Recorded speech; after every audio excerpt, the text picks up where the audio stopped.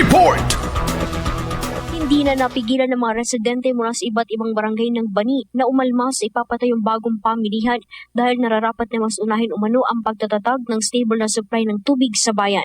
Ayon sa mga residente, matagal na sila naghihintay ng solusyon sa problema ng tubig sa bayan dahil sa loob ng 15 taon ay marami na umanong nangakong reresolbahin ito, ngunit hindi pa rin naisa sa katuparan hanggang sa kasalukuyan. Pasakit umano ang araw-araw na pag-iigib nila kung saan-saan at madalas ay napipilitan pang magbayad ng 100 pesos kada drum upang may magamit lamang na tubig. Ilan lamang sa mga barangay na lubang apektado umano ay ang Barangay Garita, San Miguel at Tiep. Kaugnay nito inihag ng lokal na pamahalaan na sisimulan na pagkatapos ng eleksyon ngayong taon ang multi-year project na batubig sa ilang barangay matapos mapunduhan ng 40 million pesos mula sa Department of Public Works and Highways.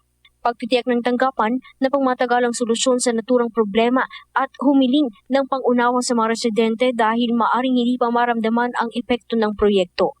Umaasa naman ang mga residente na mapapabilis ang proyekto upang matundukan na ang problema sa supply ng tubig sa bayan.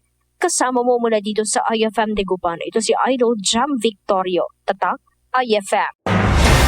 IFM News. IFM News. IFM News.